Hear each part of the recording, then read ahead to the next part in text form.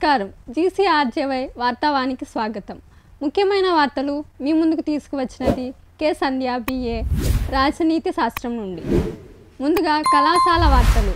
రాజమండ్రి ప్రభుత్వ arts degree కళాశాలలో ప్రవేశాలు ప్రారంభం.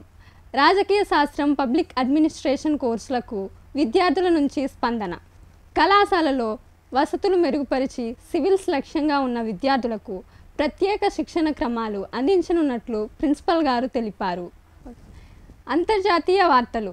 ప్రధాని మోదీ నేడు యునైటెడ్ కింగ్డమ్ మరియు మాల్దీవులకు 4 రోజుల అధికారిక పర్యటనకు బయలుదేరనున్నారు. పాకిస్తాన్ విమానాలు తన గగనతలంలోకి ప్రవేశించకుండా భారతదేశం ఆగస్టు 23 వరకు నిషేధాన్ని పొడిగించింది. జాతీయ వార్తలు.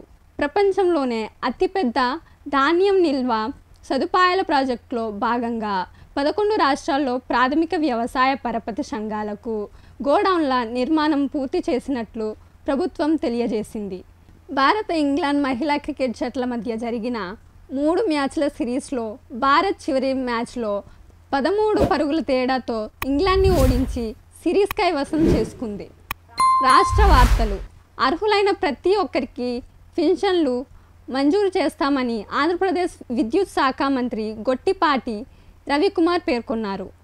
ఆంధ్రప్రదేశ్లోని విజయవాడలో ఈరోజు నిర్వహించే ఇన్వెస్టోపియా గ్లోబల్ ఏపీ సదస్సులో ముఖ్యమంత్రి నారా చంద్రబాబు నాయుడు గారు పాల్గొంటారు. విద్యావార్తలు.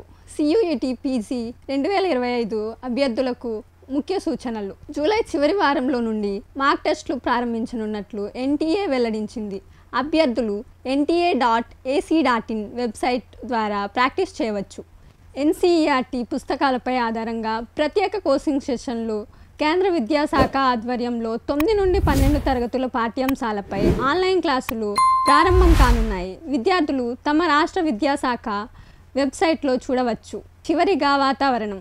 రాత్రివేళ తేమతో కూడిన వాతావరణం ఉంటుంది. కొన్ని ప్రాంతాల్లో తేలికపాటి వర్షాలు కురిసే అవకాశం ఉంది.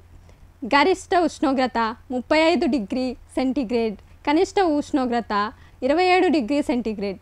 ఇవి ఈరోజు ముఖ్యాంశాలు. మళ్ళీ రేపు కలుద్దాం. ధన్యవాదాలు.